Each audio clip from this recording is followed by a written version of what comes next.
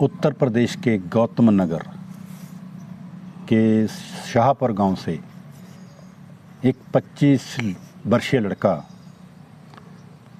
बहुजन movement की जब बात समझता है तो वो घर छोड़कर दिल्ली की सड़कों पर निकल जाता है और 6 साल तक वो भूखा प्यासा रह के बहुजन मूवमेंट को समझता है और उस बहुजन मूवमेंट के लिए काम करता है। एक दिन वो लड़का किसी माध्यम के थ्रू बहन जी तक पहुंच जाता है। बहन जी उसको बुलाती है और उसको नेशनल वाइस प्रेसिडेंट का एक सेकंड पोजीशन होती है, जो बहुत बड़ा पद होता है किसी पार्टी में, उसको नेशनल वाइस प्रेसिडेंट बना दिया जाता है। वो महज 33 वर्ष की उम्र में। ये खुशी बहुत कम लोगों को नसीब होती है। उस लड़के के बारे में जानने के लिए हम उसका कच्चा चिट्ठा जो भी है अपने दर्शकों तक पहुंचाने के लिए बातचीत करने का रास्ता तलाशते हैं। वो लड़का हमारे साथ है जयप्रकाश। जयप्रकाश जी, सबसे पहले तो आपको जय भीम। जय भीम साहब, धन्यवाद।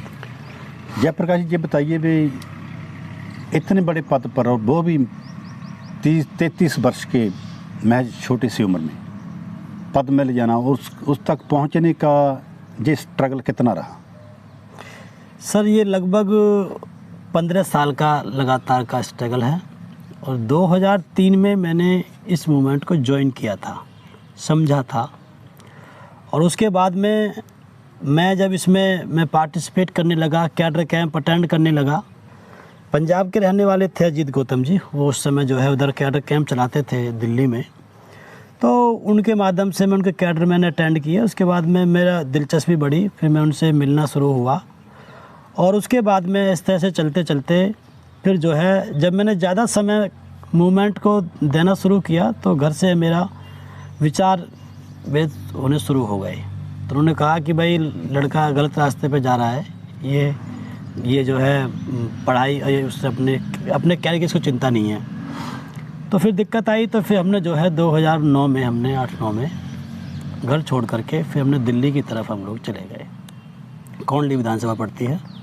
उसके बाद में फिर जो है मैं इस मूवमेंट को ठीक से और समझता रहा, क्योंकि लोगों ने बताया कि कम से कम 10 साल तक आपको इस मूवमेंट को चुपचाप रह करके आराम से समझना होगा, उसके बाद फिर आप इसके लिए कुछ कर पाएंगे। तो इस तरह से चलते चलते जो है फिर हम लोग मैंने वहाँ पे कमरा किराए पे लिया, 1500 रुपये महीने का छोटा सा कमरा था और उसी को मैंने वहाँ से अपना रास्ता बनाया और वहीं से फिर मैंने काम शुरू किया। और इस तरह से करते करते फिर दिल्ली के अंदर जो है ML तोमर साहब वहाँ पर प्रभारी थे और बहुत से लोग प्रभारी आए गए। और उस समय जिस समय मैंने ज्वाइन किया था उस समय धर्मवीर सिंह अशोक साहब प्रभारी थे। तो उसके बाद में जब 2003 के आसपास की बात है, तो उसके बाद में फिर मैं चलता हुआ जो है दिक्कतें आई बहुत। और उसके बाद में जो है फिर 2017 का उत्तर प्रदेश में चुनाव हुआ और उत्तर प्रदेश के चुनाव के बाद फिर ML तोमर साहब से हमने रिक्वेस्ट करी कि आप हमें जो है अब बहन जी के सामने आप हमें बात कीजिए। तो फिर बहन जी के पास हम गए, बहन जी ने जो है बातचीत करी, हमारा सब कुछ देखा और उस हिसाब से भी बहन जी ने फिर हमको बाद में फिर कॉल आई बहन जी की। उन्होंने फिर हमको जो है अपनी कोठी में अपने जो कार्यालय है उनका दिल्ली में, वहाँ पर हमको रखा।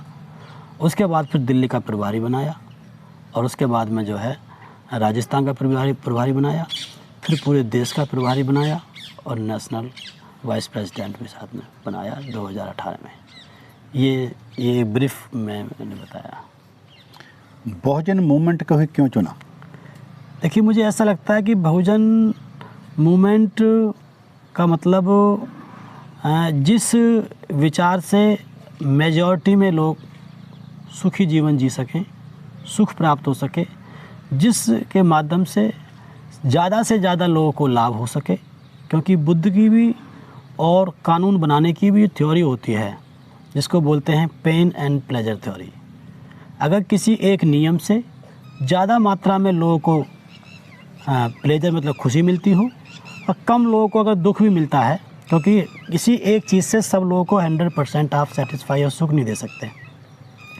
तो ऐसे ही देखा कि जिन लोगों को कोई पूछने वाला नहीं था उन लोगों के बारे में साहब कांसीराम जी ने एक मुहिम छेड़ी। तो अगर 85% लोगों को सुख देने के लिए साहब कांसीराम जी ने मुहिम छेड़ी, तो 15% लोगों का दुख छीन करके 85% लोगों को सुख देने का प्रोग्राम उनका नहीं था। 15% लोग ऑलरेडी सुखी थे, 85% को सुख देना था। यानी कि देखा जाए तो 100% लोगों को वो सुख देने का साहब कांसीराम का प्रयास था। तो हमने सोचा कि जिनको कोई पूछता नहीं है उनको साहब कांसीराम पूछते हैं।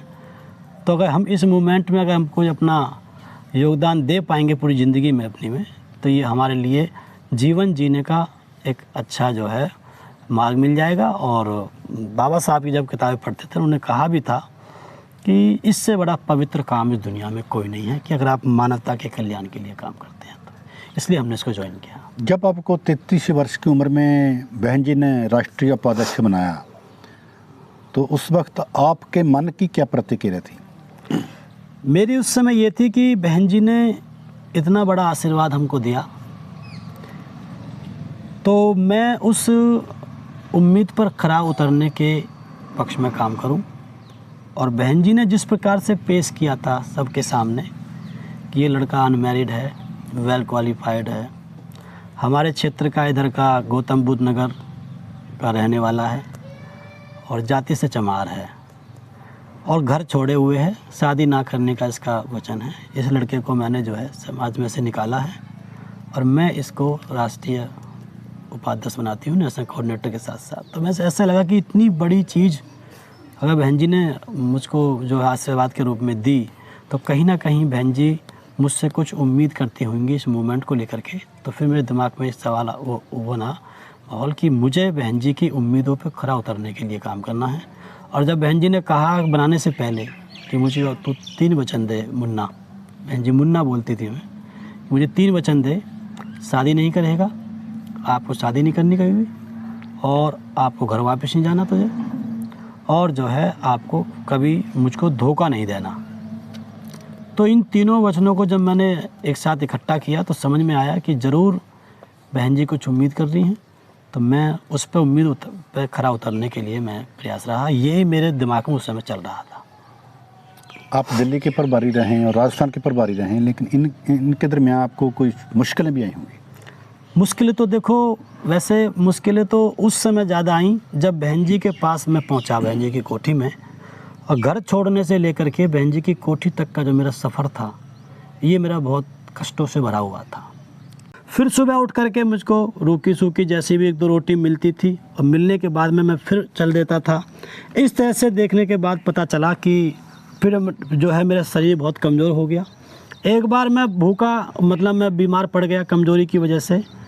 तो मेरे घर वालों को जानकारी मिली कि ये जो लड़का घर में जो है अपने कमरे में ये बुखार से तड़प रहा है, मेरा दोस्त था उसने बताया। तो फिर घर वालों ने खबर भेजी कि भाई उससे बोलो कि ज़्यादा नेतागिरी में ना आए और अपना घर पे वापस आ जाए, ये सब ठीक नहीं है।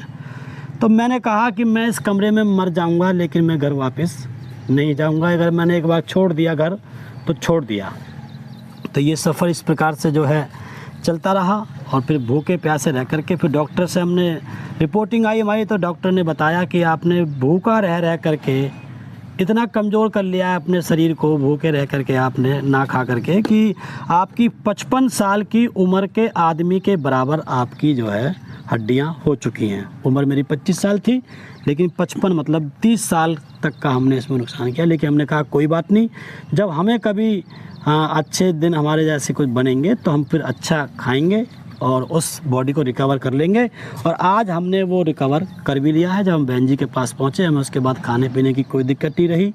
फिर मैं दिल्ली का प्रभारी, राजस्थान का प्रभारी और फिर देश का प्रभारी इस तरह से बना। तो ये सफ़र उसमें रहा। अशोक जी के साथ आपने राजस्थान में काफ़ी काम किया, वो कैसा रहा तजुर्बा आपका? देखिए, अशोक साहब के साथ में माननीय बहन जी ने मुझको ये जब मुझे बुलाया था अशोक साहब को सौंपने के लिए कि भाई एक लड़का मैंने ये निकाला है समाज में से और इसको आपको तैयार करना है फील्ड में जा कर के, तो मैं इसको उत्तर प्रदेश में लगाना चाहती हूँ। लेकिन उत्तर प्रदेश में जो है मेरा ये विचार था, जो बताया था बहन जी ने, कि रामचल राजभर जी उस टाइम शायद प्रदेश अध्यक्ष थे उत्तर प्रदेश के, उनके साथ में एक ओबीसी समाज के वो हो जाएंगे, राजभर समाज से ओबीसी समाज में, और एक एससी समाज में चमार बिरादरी से ये जयप्रकाश हो जाएगा। तो एससी और ओबीसी को मिलाकर के हम लोग इसको उत्तर प्रदेश में इन दोनों नेताओं को हम लगाएंगे। लेकिन फिर बहन जी का समझ में ये बात आई कि भाई इसको पहले तैयार किया जाए। तो सबसे पुराने व्यक्ति, सबसे ज़्यादा एक्सपीरियंस होल्डर व्यक्ति जो पार्टी में थे वो धर्मवीर सिंह अशोक साहब थे उस समय, जो बड़े पदों पे थे। तो उस समय फिर उन्होंने कहा कि भाई एक अशोक साहब है जिसने आज तक किसी लड़के के बारे में ये नहीं प्रशंसा नहीं करी, ये नहीं कहा कि लड़का ठीक है, सभी में कमी निकालते थे, कुछ ना कुछ उनको अमेंडमेंट करने के लिए बोलते थे, और उसके बाद में जो है, लेकिन अगर हम इनको देते हैं तो फिर यहाँ से कमी निकलेंगी जो भी कुछ है। और उसके बाद में फिर अशोक साहब को मुझे सौंप करके बहन जी ने जो है वहाँ का राजस्थान का प्रभारी बनाया। फिर अशोक साहब ने हमारी वहाँ पर मंथली मीटिंग ली जिसमें 23 लोग पहुँचे थे। और उसके बाद में फिर जो है हमको वहाँ पर बोलने का साहब ने टॉपिक दिया, अशोक साहब ने अचानक, पहले नहीं दिया, अचानक उसी समय दिया ऑन द स्पॉट कि आप जो बोलेंगे कि अगर ईवीएम में गड़बड़ी है उसके बावजूद भी हम लोग काम क्यों करें और बीएसपी को वोट क्यों डालें, इसको 5 मिनट में क्लियर करने के लिए, सेटिस्फाई करने के लिए नेताओं को बोला साहब ने, हमसे अशोक साहब ने। और उसके बाद में जो है फिर जो है वो मैंने क्लियर करी अपनी बात। तो फिर उसी दिन फिर बहन जी की कॉल उनके पास में आई कि लड़का कैसा है। तो उन्होंने अशोक साहब ने कहा कि बहन जी इसका पहला आज का प्रेजेंटेशन बहुत अच्छा रहा, लड़का अच्छा है, आपका चयन सही है जी। तो जब मुझको पता चली कि इतना सब कुछ एक व्यक्ति इतना बड़ा काम कर देता है कि जो जिनको मैंने कभी ऐसे देखा था बचपन में, और उसकी आज अस्थियों और राख के लिए लोग तरस रहे हैं, तो फिर मैंने पता नहीं मुझे अंदर से आवाज़ आई, कुछ हुआ। फिर मैंने सोचा कि यार ये कारवां आगे बढ़ना चाहिए। तो फिर मैंने जो है कमिटमेंट किया अपने आप से उस समय, बाद में लोगों को बताया कि मैं साहब कांसीराम जी के तर्ज पर चलूँगा। साहब कांसीराम जी के जितने भी कमिटमेंट्स थे, वचन थे, प्रतिज्ञाएँ थीं, उनका पालन करूँगा। साहब ने हमको सीएम दिया तो इस देश को पीएम देने के लिए मैं साहब के रास्ते पे चल करके, उनकी प्रतिज्ञाओं को मान करके, ना कभी शादी करूँगा, ना घर वापस जाऊँगा, ना धन संचय करूँगा, पैसा इकट्ठा करूँगा, ये भी ना काम नहीं करूँगा। साहब के तर्ज पर काम करते हुए, उनकी मार्ग को समझते हुए इस देश का प्रधानमंत्री बनाने के लिए मैं काम करूँगा। उसके लिए मुझे बीएसपी में मेरा काम करके और आगे बढ़ना वो मेरे लिए बहुत ज़रूरी था। इसलिए फिर मैंने अपना ऑब्जेक्ट तय किया कि मुझे किसी भी तरीके से तैयार होकर के बहन जी तक पहुंचना है। और उसके बाद मैंने तैयारी पे अपनी जोर दिया, जैसे कोई आदमी कंपटीशन की तैयारी करता है। तो मैंने 15 साल का सफ़र ये तय करने के बाद फिर मैं उपाध्यक्ष की वहाँ तक पहुँचा। ये सब रहा। मान्यवर का असल थॉट क्या था? साहब कांसीराम जी का वो समय समय पे कहते थे कि सामाजिक परिवर्तन, आर्थिक मुक्ति, समाज में परिवर्तन होना चाहिए। जो व्यवस्था चल रही है, जो गैर बराबरी की व्यवस्था है, ये देश के लिए, मनुष्य के हित में नहीं है। तो फिर साहब ने अध्ययन किया कि गैर बराबरी की व्यवस्था कब बराबरी की व्यवस्था में रही। तो देखा जाए बुद्ध और चारवाक से जब ये निकल कर आया मूवमेंट और यहाँ तक जो पहुँचा, तो उसमें पता चला कि सामाजिक परिवर्तन में कानून का बड़ा योगदान होता है, और कानून के लागू करने के लिए, उसके लिए आपके पास सत्ता का होना बहुत ज़रूरी है। तो जब समझ में आया कि भारत का संविधान टोटल सामाजिक परिवर्तन का साधन है, तो फिर साहब कांसीराम जी ने कुछ किंतु परंतु ना लगा करके भारत के संविधान को अपना मैनिफेस्टो के रूप में पेश किया, और उसको लागू करने के लिए सत्ता का होना उन्होंने ज़रूरी समझा। तो उन्होंने कहा कि मुझे सत्ता किसी भी तरीके से हासिल करनी है, क्योंकि अगर देखा जाए कानून का मतलब कैसे होता है सामाजिक परिवर्तन में, जैसे कभी जब ये गैर बराबरी नहीं थी तो मनुस्मृति नाम के कानून भारत में बनाए गए, और उसके बाद में उसको राजा को सौंपा गया कि ये आपको नियम फॉलो करने हैं। तो मनुस्मृति में, उस सिस्टम में गैर बराबरी की व्यवस्था थी। तो बराबरी की व्यवस्था जो पहले थी, तो उसको गैर बराबरी में बदलने के लिए इस कानून का उपयोग किया गया और जो है उसके लिए राजा के रूप में, सत्ता के रूप में रहा। तो सब समझ गए साहब कांशीराम कि इसका मतलब अगर बराबरी को गैर बराबरी में बदलने के लिए सत्ता और कानून की सहायता होती है, तो उन्होंने इसका समझ गए कि अब गैर बराबरी को बराबरी में बदलने के लिए भी सत्ता और कानून के रूप में हमारे पास संविधान है। इसका प्रयोग करके हम इस गैर बराबरी की व्यवस्था को बराबरी की व्यवस्था में तब्दील कर सकते हैं। हम कैसे कैसे जो मानवर के रूल हैं, जहाँ उनकी सोच था, उनकी थॉट है, हम उसको किस किस रूप में लेके जाएं समाज में? देखिए, एक तो आज साहब कांशीराम का जो समय था उससे आज समय बहुत एडवांस है। जैसे कि सोशल मीडिया के माध्यम से हम साहब के विचारों को पहुंचा सकते हैं, पहुंचाते भी रहते हैं, मैंने सुना है, देखता रहता हूं, पढ़ता रहता हूं। दूसरा जो है कैडर कैंप जो साहब का था, उसके माध्यम से हम लोग काम को हम करे हुए हैं, कर सकते हैं। और जो है जो कई तरीके के हैं और किताबें भी आ रही हैं प्रिंट फॉर्म में, तो कई प्रकार से हम साहब कांशीराम के जो विचार हैं उनका हम प्रचार प्रसार कर सकते हैं। आपको बसपा से निष्कासित कर दिया गया है, लेकिन आज भी आप बसपा के लिए काम कर रहे हैं जी। बसपा में वापसी के लिए काम कर रहे हैं या बहुजन मूवमेंट को आगे बढ़ाने के लिए काम कर रहे हैं? देखिए, वापसी मेरी चाहत है, लेकिन उद्देश्य नहीं है। उद्देश्य मेरा यह है कि सामाजिक परिवर्तन, आर्थिक मुक्ति के इस आंदोलन में जो साहब ने चढ़ा हुआ है, इसमें मैं अपना योगदान दे सकूं। इसमें चाहत है कि अगर मैं बसपा में चला जाता हूं तो कहीं ना कहीं मेरे को बहुत बल मिल जाएगा, जो इस सफ़र को मैं बहुत जल्दी मैं उसको तय कर सकता हूं। तो इसलिए मेरा उद्देश्य ये है कि जो है मैं इसमें योगदान दूं सामाजिक परिवर्तन, आर्थिक मुक्ति के आंदोलन में। चाहत ये है कि वो मैं जो पूरे देश में जो मुझे लोगों ने जाना है, इसमें कहीं ना कहीं बहन जी के द्वारा इतना बड़ा आशीर्वाद देने की वजह से मुझे देश के लोगों ने जाना है। तो ये चाहत मेरी हमेशा बनी रहती है कि भाई मैं जो है बीएसपी में फिर से बहन जी मुझे माफ़ करके वापस ले। तो ये मेरी चाहत है। क्या आज भी बहन जी का उतना ही सम्मान करते हो? मैं बहन जी का सम्मान मेरी नज़रों में बढ़ता चला जाएगा, क्योंकि जैसे मैं मान लीजिए गांव चलो अभियान जो चलाया है बहन जी ने, उसमें के तहत हम लोग गांव जा रहे हैं।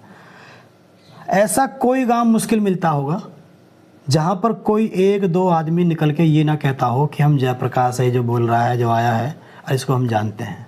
तो इसमें कहीं ना कहीं बहन जी का योगदान है।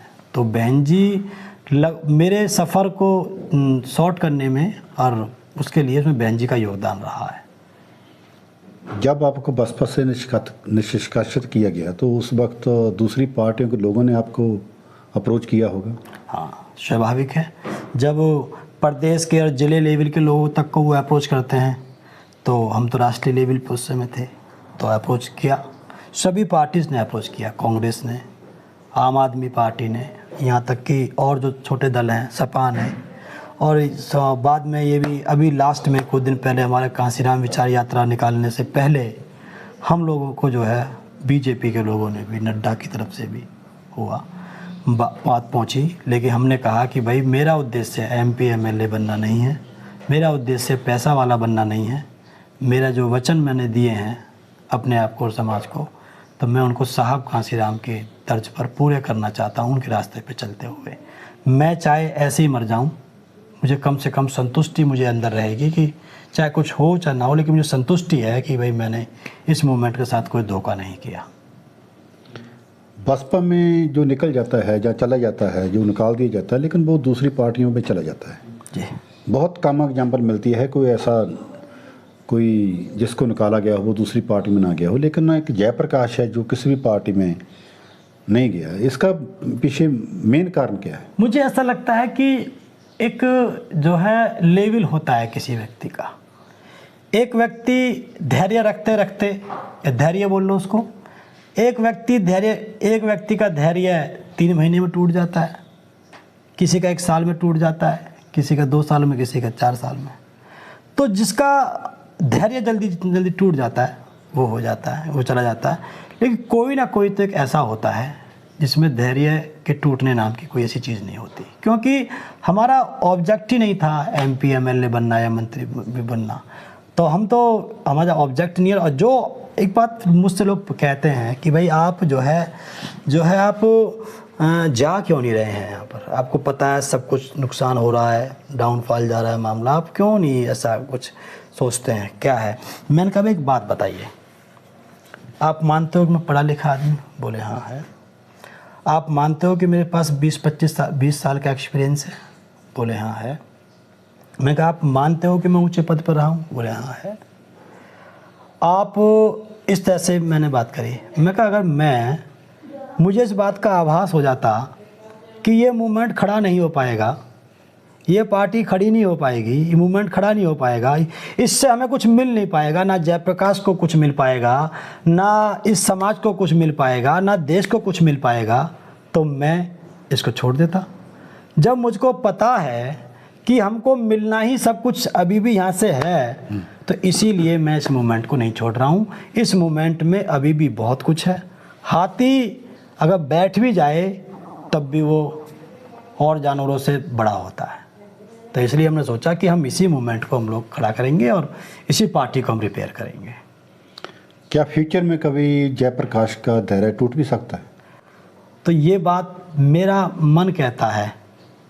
कैसे? अब इसको कोई अगर अदरवाइज़ ना ले तो बाबा साहब ने कहा था बड़ौदा के अंदर कि मैं अगर इस समाज को अधिकार नहीं दिला पाया तो मैं अपने आप को गोली मार के आत्महत्या कर लूँगा, अम्बेडकर को जीवित रहने का कोई अधिकार नहीं होगा। इस बात को पूरी दुनिया में कोई नहीं मानता था, ना कोई जानता था, लेकिन अकेले बाबा साहब को पता थी कि मैं इस काम को करा दूँगा।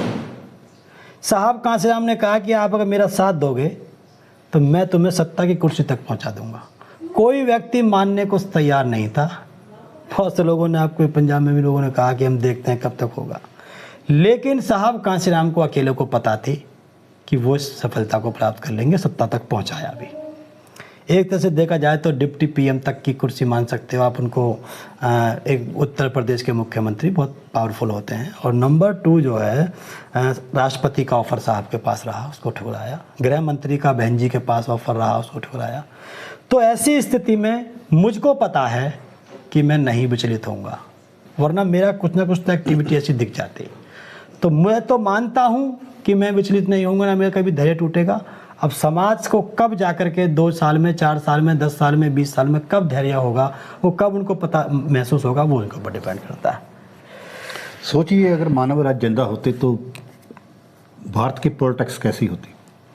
देखिए, भारत की पॉलिटिक्स में मेरे विचार से ये है कि इस समय संविधान मानने वाले लोगों का और बहुजन मेजॉरिटी और अच्छी सोच रखने वाले लोगों का आज भारत की पॉलिटिक्स पे दबदबा होता और कहीं ना कहीं आज उनका शासन चल रहा होता, जिसमें 15% लोग भी सुखी जीवन जी रहे होते।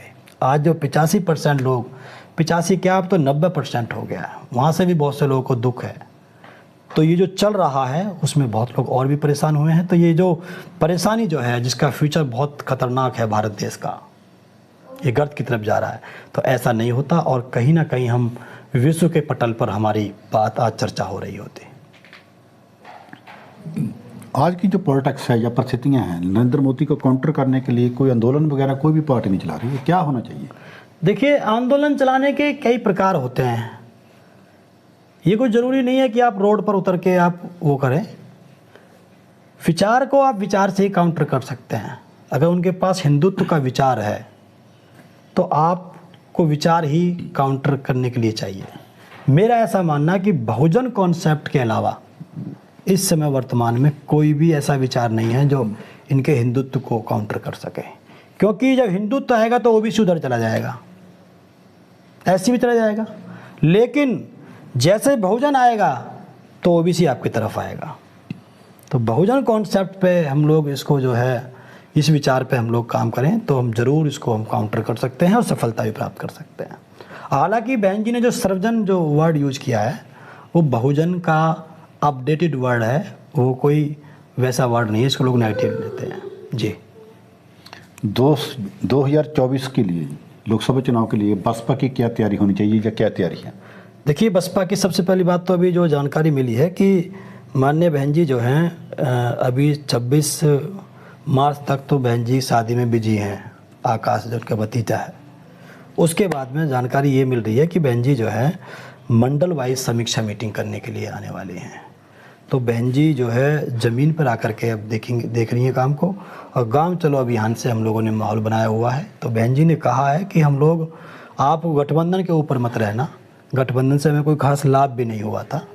जिस सीट पर मुस्लिम और बसपा का कैंडिडेट चुनाव लड़ा था, वहाँ पर 50% यादव समाज के लोगों ने भी, अहीर बिरादरी के लोगों ने भी भाजपा को वोट कास्ट कर दिया था। तो कोई ज़रूरी नहीं है कि गठबंधन हो चाहे ना हो, लेकिन हम लोग बिना गठबंधन के भी, गठबंधन में हमको 10 सीट मिली हैं तो विदाउट गठबंधन हमको 20 सीटें मिलेंगी, ऐसी हमको उम्मीद है।